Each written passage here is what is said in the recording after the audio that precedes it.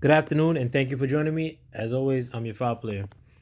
Want to make this video regarding some of the moves that the Zone has made recently, such as signing Marky Garcia, and why I think that's good for their brand recognition here in America, and also some of the moves that they could make, um, and that they're already sort of discussing potentially in the future. As some of you may know, Mikey Garcia signed for a one fight deal with the Zone to fight Jesse Vargas. According to some of the reports that I've read or come across, that fight was for $8 million going to Mikey Garcia. Not sure what Jesse Vargas's winnings will be in that fight, but doesn't matter. It's a secondary point. Um, I think the Zone in the past has put a lot of money into these Canelo fights in the hopes of perhaps getting some of the Mexican fan base to purchase the app. I thought that it's not a bad idea. It's just that the price that they paid Canelo for these fights, which is on average over 30 million bucks, is too much. When you got somebody like Mikey Garcia, who though he may not be as recognizable as Canelo with boxing fans, he probably has just as much clout. And with Canelo, I thought that it was a error in signing him for so many fights at such a high amount per fight, because Canelo at that point had already been slipping as far as um, reputation goes. He had already been caught with PED scandals, and he also had a close fight with Triple G his first time around. And I thought after that first fight, which I sort of edged to Triple G, but I wasn't tripping with either outcome. I thought a lot of Mexican fans were beginning to turn on Canelo after that fight, and it wasn't just necessarily because of that fight, but with names like Mikey Garcia, I think you could win a good amount of Mexican fanfare for a lot less of a cost. Like I mean, like if you compare 8 million for Mikey Garcia coming across and fighting once on the Zone, I mean, to a novice fan, they may think that Mikey Garcia is a part of the Zone long term, just like Canelo is. Even though he may fight there one time, it's still a good move. Like it still gives like the app like that clout that we had this guy come through and fight here. That being Mikey Garcia, and I'm not saying that Mikey Garcia is like the top dog and like the end all be all, but if you think that with these Canelo fights you've had good a good rate of success, why not like try to get a cheaper way to follow that up? If you think that was like from Mexican fans, which I don't know if whether it was solely for Mexican fans or largely for Mexican fans, who cares? Like I guess they're just trying things out in the short term. There's also rumors that they're trying to sign Jamel Charlo to fight Andrade on the app too, and I think that's actually an awesome move. There's rumors that Jamel Charlo is actually interested in doing that. If there's like some sort of interest, I think they should maybe even try overpaying or what they may consider overpaying. Um, if I had to throw a number out there, I mean, give both Andrade and Charlo 7 or 8 million bucks to make that fight. I mean, like you're unifying two belts. I mean, if your man is the victor in Andrade and he wins two belts, those belts like theoretically stay on the Zone. Um, so I think a fight like that would make a lot of sense. That meant then you could kind of finagle like maybe getting a fight with the younger Jamel Charlo down the line. Who knows? But I think they should start throwing money to make good fights happen on the Zone rather than like trying to get like a Canelo or Anthony Joshua solely. These Anthony Joshua fights, like the reports are that they haven't really resonated with the fans as far as like how many people purchase these fights like as they're happening. A lot of the reports I heard were under 10,000 for every fight that Joshua had besides Andy Ruiz Part Two. And that's pretty sloppy numbers. That's not really good. Um, but if you're trying to attract the hardcore fights, make these fights that are like dream fights happen for the hardcores. Happen on your app. I mean, there's a lot of fights at welterweight that I think should have happened like long ago, or like that I wouldn't mind seeing that are not happening. Um, so I mean, like if it takes like overpaying for some of those fights, I mean, why not? You know, make Keith Thurman fight somebody.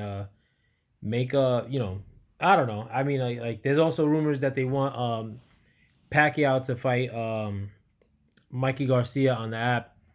That's not a bad fight, but it's not a fight that like a lot of people are asking for. Like, I mean, they're both big names for sure. But I mean, I'm just throwing this out there. Why not overpay for like a Sean Porter, Pacquiao fight, or I mean, this is probably harder to do, but maybe Errol Spence fighting on the network against anybody pretty much. I think they should get ahead of these moves rather than like trying to take easy routes and trying to get the big names on the zone. Um, while overpaying for them. I think if you look at the money that they spent just on Canelo alone and on Anthony Joshua fighting Ruiz like the first time around, how many good fights they could have made? That's $60 million supposedly on those two guys for very minimal results. I think before the Ruiz Joshua Part Two fight, the most that they had in viewership was like 600,000 when Danny Jacobs for Canelo. You know, you probably could have paid a fraction of that and had Danny Jacobs fight Andrade, or Danny Jacobs fight Charlo, or and those are fights that people like have been wanting to see. They may Danny Jacobs might not be as good as he was in the past, but I know of a lot of people that would have paid the $20 to go watch that fight on the app, just cause. But they really got to start, to put it plainly, delving more into the American black market. You know, a lot of the people that I know personally that buy pay per view, for the most part, like are black cats. Like a lot of people that I know, like in my circle, like it's not like my circle is like majority black. I mean, like I live like here in Jersey, but my circle of friends are from Brooklyn. But the ones that watch boxing like on a more than like or a less than casual base or more than casual basis are probably more Hispanic. But the ones that buy pay per view as far as like events, it's I probably edge that more towards the black cats that I know. You know, like fights are a big deal. Like it's a big deal. A lot of the Spanish cats I know, like this, they debo the fights. Like they ain't paying for that. Like they get they watch it on streams. It's not like and they don't mind. Because a lot of times they watch it with their family. But when you have friends over, a lot of the people that I know, like the black cats that, or my homies like that watch fights. Like when they have their friends over, they don't want to look like a buster and have you know the stream loading. Like I guess you would be willing to absorb that blow if you were in front of family. But if you're amongst your friends, especially if they're young cats or cats of your age group, you're gonna order those fights. And if you're on the zone, I mean, like at $20, it's not like really killing you. Like I've purchased the Zone app um at least 3 times, maybe. I probably ordered it 3 or 4 times already. I mean, and it's not bad fights. I mean, if I could squeeze 2 fights out of that, that's to me that's pretty good. Like lately, like um it's hard to argue, like, comparing like Showtime fights against the zone fights recently. Like, I mean, I think like these